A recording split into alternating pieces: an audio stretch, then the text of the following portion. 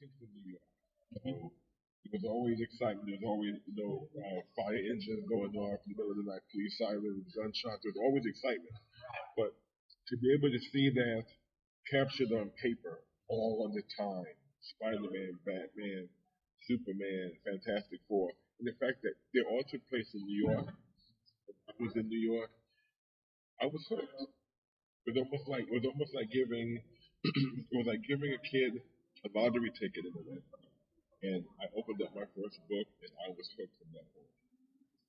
And now, now that you're drawing, for example, Deadpool or Daredevil, what inspires you to like just draw in general? I have to like the character. I have to find some link between the character I'm drawing and how I'm drawing it. Normally, if I do, like, say, Batman, for example, I'll play the soundtrack to Batman. If I'm doing like, I did a piece for a client of Heath Ledger as the Joker, so I played the soundtrack from, the Dark Knight movie.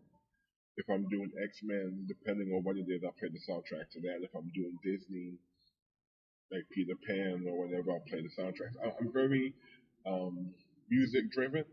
That's one of the keys. And the other thing is I have to have some kind of link to what I'm drawing. And who or what would you say is your favorite like person or character to draw? You get to choose one. Hello, this is Daniel Mart back again at MCP 2018. This time I am here with Silverback. He is a comic book artist, film producer. He has his own company called Silverback. So, yeah, basically, how did you get into making art and stuff? I've been drawing since 3. Um, I've always had a passion for comic books. I've had a passion for superheroes, art, and I just started drawing.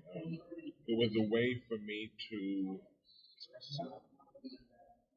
express myself, but I was dealing with some things at the time. I had found myself in a very awkward position with an adult at my school. I was a little kid, and it changed my life. And I started drawing Batman, and that was my way of, I guess, therapy. And going off that, what basically got you into comics as a whole? DC, Batman, all day long.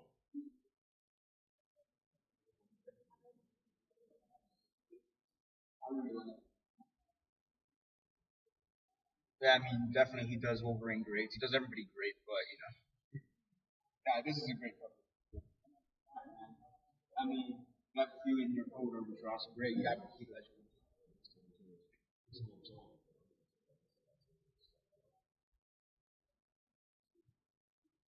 Superman, Batman, Superman. So yeah, I mean, it's great, man. So Wolverine for Marvel. And do you have any characters like outside of comics that you also like to draw? Um, I love Pennywise from the movie It. One of my all-time favorite characters. I love Lord of the Rings. I love fantasy art. That's the other Right. thing. Um, God, there's so much. I love drawing almost everything. I think the one thing I dislike drawing probably have to be buildings. Only because, I mean, they're detailed, but it's not as fun. Because they're all basically, just straight lines Right. with characters and stuff like that. There's curves and detail and shading. Yeah, that makes sense. Their structure and they have their own structure, pun intended. But yeah, I can see how that gets a little bit difficult. And yeah, and do you do like your own original artwork, like that's not based on comics, not based I on do. movies? I have I have 2 comic books. The first one is called Hell and Holy Water, which is a partnership between a nun and a bounty hunter that hunt demons in Arizona. Second one I have is it's called And They Lived Ever After. That's a fairy tale I wrote. Rapunzel has a hair salon. Sleeping Beauty has insomnia. The three pigs are being sued by the big bad wolf for being burnt coming down the chimney. And with that one, I wrote 2 novels. I'm working on the third and fourth one now, and I'm also working on an animated movie for that as well. and we're looking to have the animated movie out for distribution this summer. And has anybody like seen your artwork, like any like celebrity, for example, or like Marvel or DC themselves have seen your artwork and like, hey, I want to hire you to do a comic book, something like that? Um, I've had one person offer, and I declined it. The reason was I kind of enjoyed doing my own thing. I mean, when I was younger, oh, I wanted to work for DC my whole life. I was the kid who was going to grow up and draw Batman. That was it. Batman was made for me to draw. But as I got older, I'm in a good place now. Like I said, I'm an author. I write. I create my own characters, and I'm comfortable with that. I'm happy with my little yeah. Nice, nice. Um, so, but and they live ever after. So yeah, you talked about this. Can you like elaborate a bit more? In like what it took for people who can't see this. What were some of the steps it took to make a movie? What I did was originally I told the fairy tale to my daughter before she passed away, and when she passed away, I stopped writing it. I didn't even want to touch it. And then I met my stepson at the time, and we talked about it. I told him about his sister, and I told him about the fairy tale, and he was like, "Well, we should write it." So I went from telling it to my daughter to writing the first book, which I have here, which is And They Lived Ever After Book One, and that was the one I told my daughter. And after I did that, I kind of put myself. I found myself. I didn't put myself. I found myself mentally in the place where I was like, I can do more with this, and I kept writing it, and ended up with book two. And again, it kind of snowballed. So then I did the comic book, so number one, the first book, and I ended up deciding I'm gonna do an animated movie from independent. I'm not going through another company. I drew out everything myself and my son, and we started animating it. And we're gonna do the voices in the next 3 weeks. And make it for production and make sure everything is fine tuned, special effects, soundtrack, and everything. And in July, this will be released. And when I do my next convention, which is for the Supercons, you can purchase at the show or through my website. And at the same time, as I'm doing this, I'm also penning book three and book four, which will tie everything together in the series will be done. And since this is inspired by the stories you told by your daughter, do you feel more connected with her in that way? Very much so. To the point to where not only is the book dedicated to her, but I named the kingdom after her because her name was Aaliyah. So what I did was I named the kingdom Aaliyah.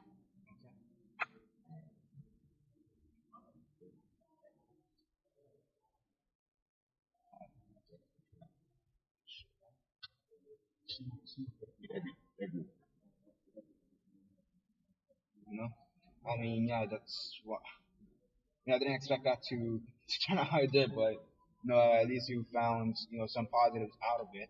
I'm sorry for the loss, but as long as you're still, as long as you're doing it for her, I think that's all that matters. And start looking down from having like, yeah, my daddy's still doing great. So and it was hard in the beginning, but my thing was if I can get past, and that's why it goes back to the whole thing with Marvel and DC. This was hard. I mean, granted, people say it's hard to get into Marvel, it's hard to get into DC, and that is very true because there are many, many thousands of talented artists and writers. But I think it's harder to do it independently because, again, having the name Marvel or DC or even Image behind you, it's kind of hard to go and take it anyway. the thing is that like there's even after that, it's like for me at least the way there's two types of independence. You have the big name independents, so that's like Image, Dark Horse, Boom, Dynamite, and then you have like just independent, like you're literally just doing this by yourself, your own company, or really the most obscure companies that probably nobody's heard of.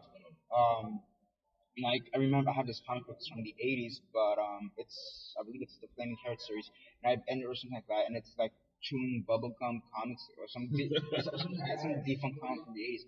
Like nobody's heard of them aside from like maybe the Flaming Carrot series, and that's about it. So yeah, I mean, there's for me there's two types of independents. You know, the big ones, the Image, right? And you have that. You have that. Like DC, you have some of their subsidiaries like Valiant. For example, Milestone back in the day. right? So I mean, you're not for me. There's two types of indies, and you're going like the most obscure of indies, which it gratefully it's worked out for you. Um, Here's the thing. Um, it made me stronger. No pun intended on the whole Silverback thing. But it made me stronger because it allowed me to do a couple of things I don't think I would have been able to do. I don't think I would have been comfortable with Marvel and DC. Like I said, as a little kid, when you don't know any better and everything is rainbows and sunshine, I want to work with DC. But looking at it now, I don't think I would want. I don't think I would want being confined.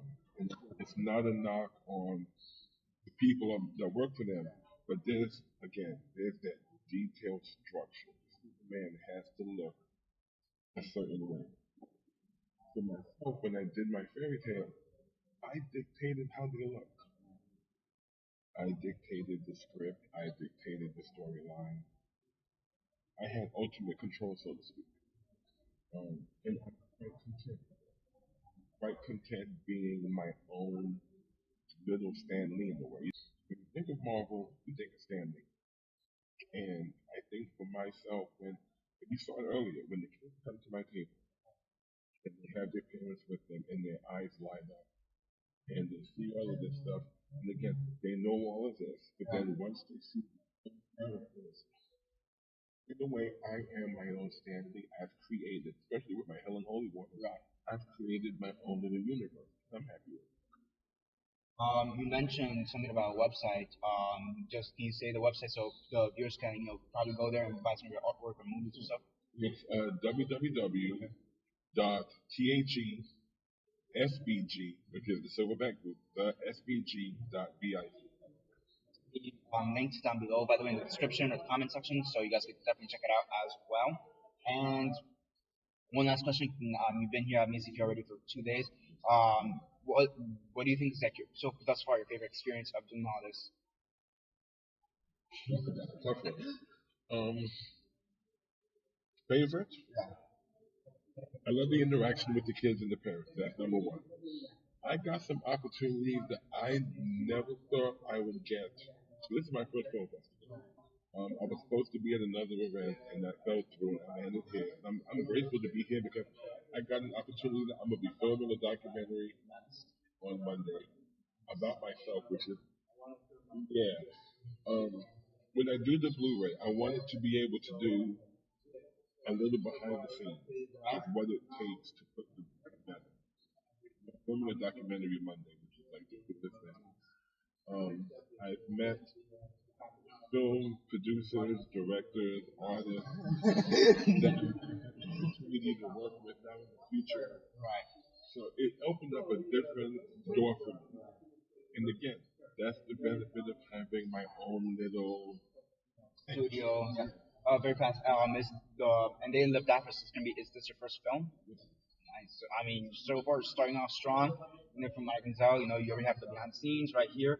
You're gonna have the film in about a couple months, July. You're gonna have your own documentary interview. So, so yeah, I mean, yeah. So far, it looks like you said you have your own little niche and your own Stanley, and your daughter Aaliyah is looking down from heaven and going, "Yay, Daddy, successful!"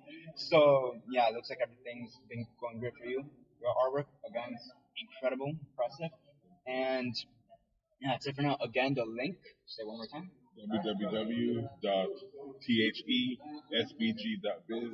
I'm also on Instagram, Silverback INC. Oh, one more thing. The narrator in the book, his name is Maxwell Lewis, the man in the moon. If you go to Twitter and you do at Mr. Lunar 21, I'll send you the link, put it at the bottom. He actually tweets people. Yeah, so if you find the book, in the book, there's a chapter where he's on his thing called Glitter, which is like medieval Twitter, and he's tweeting people, and the link is at the bottom. So if something goes on in the book behind the scenes, like with the new book coming out, he'll actually go on Twitter and tweet behind the scenes, which is the coolest thing. And it allows the kids to be interactive with the book.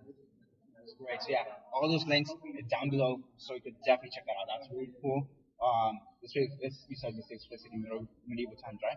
Because I'm thinking like old-fashioned Twitter, you just get like a little scrap of paper, write something down, and give it to a pigeon, and like, And just on a funny note, the fairy tales are, there's a disclaimer and it goes, this is not your grandmother's fairy tale. Okay, here's the thing.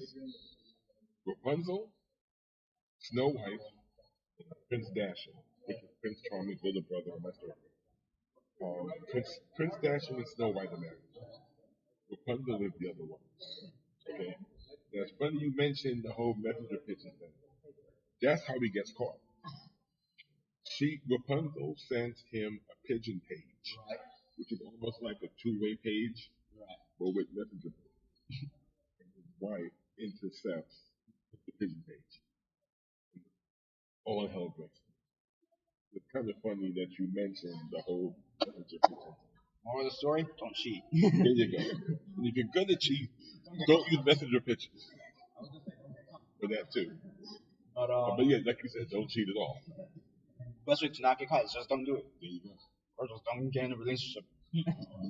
Two. So yeah, again, great. It was great meeting us. Great artwork, great story, everything. It's just great. And yeah, again, if you want to check him out, the www.sbg.biz, and yeah, I can follow him at Silverback, Silverback Inc. at Instagram, Facebook, Twitter. Twitter, I am Silverback 21. So yeah, this is Daniel Mart again with Silverback here at BCP 2018. Thanks for watching this, and look out for more interviews.